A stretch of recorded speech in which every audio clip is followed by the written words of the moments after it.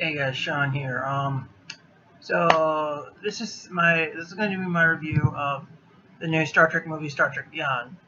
And before we begin, I just want to say that this review is going to be dedicated in memory of both Anton Yelchin and Leonard Nimoy.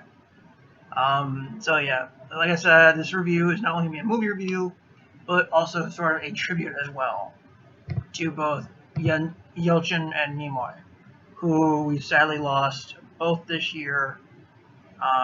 Which I think Nimoy passed this year. I don't remember, but it was either last year or this year. I don't know.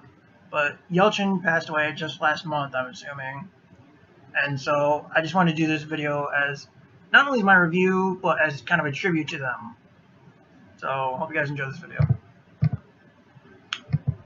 So Star Trek Beyond is a 2016 American sci-fi action movie directed by Justin Lin, who replaces J.J. Abrams due to J.J.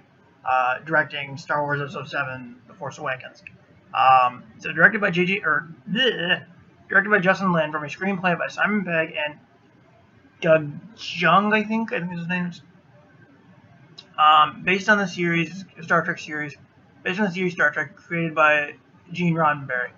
It is the 13th film in the Star Trek franchise and the third installment in the reboot series after Star Trek Into Darkness.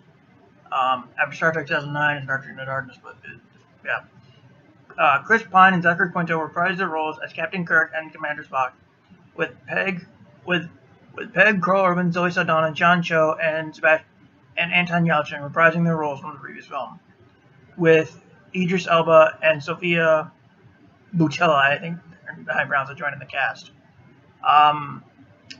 Into Darkness marks, or not Into Darkness.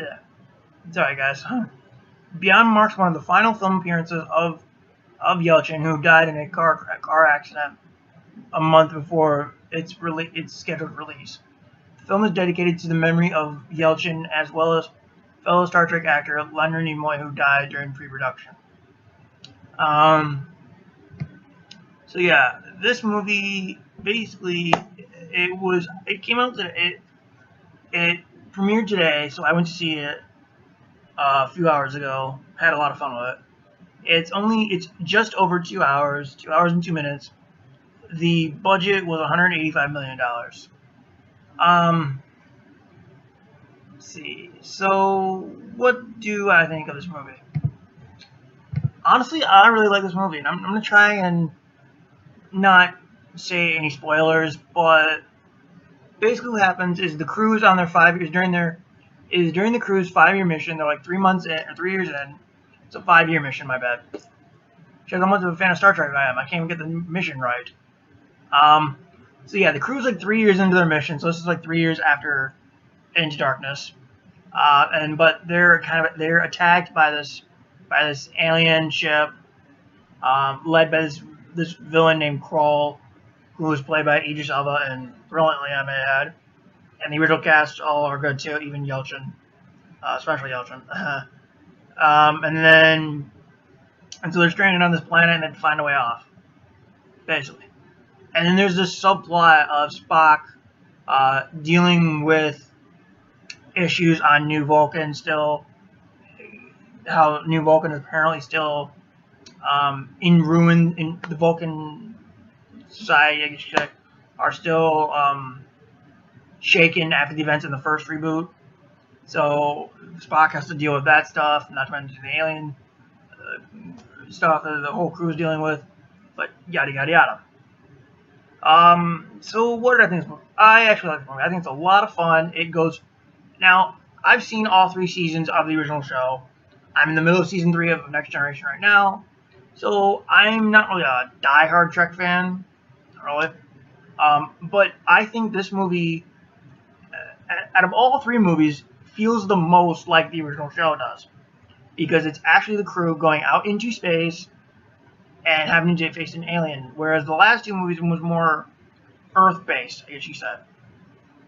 And then there's also a subplot of Kirk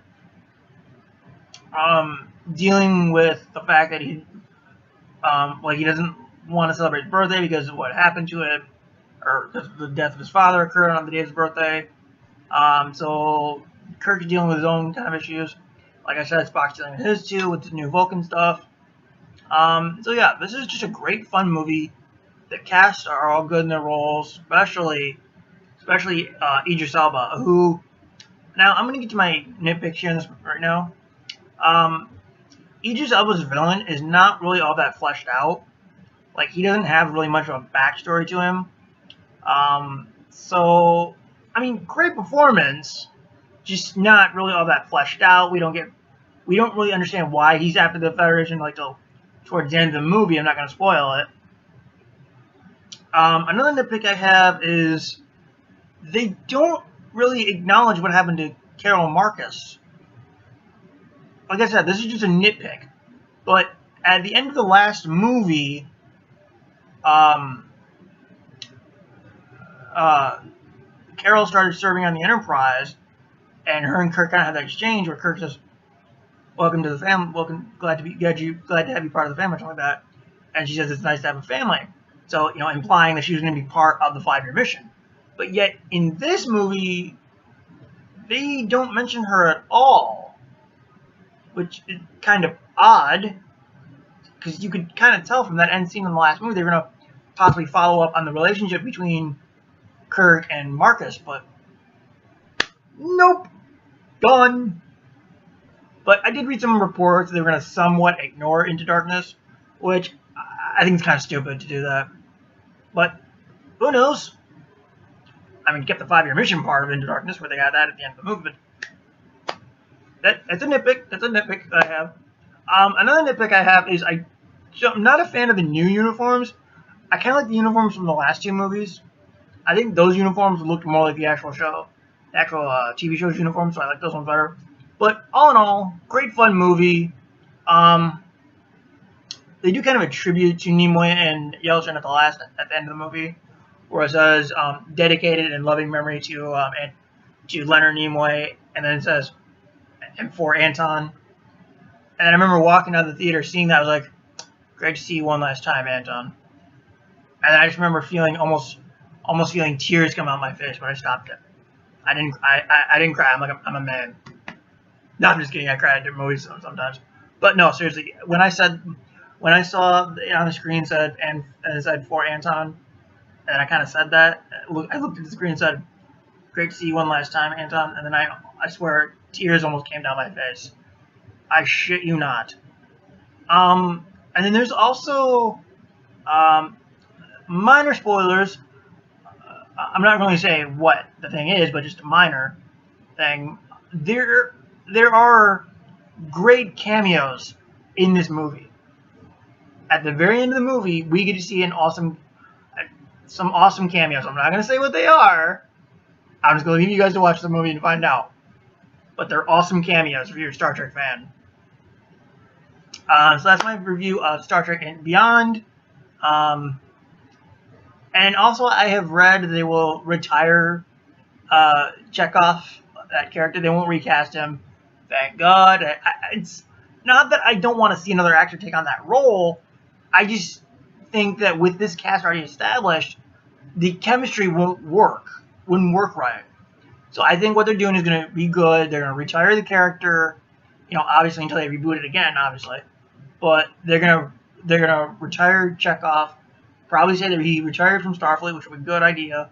And then they're also gonna bring Chris Hemsworth back for the next movie, like I said in a past video. Don't know how they're gonna do that yet, but I'm interested to see. So that's my review and / tribute. Hope you guys enjoyed the video, and I will catch you guys later. See ya.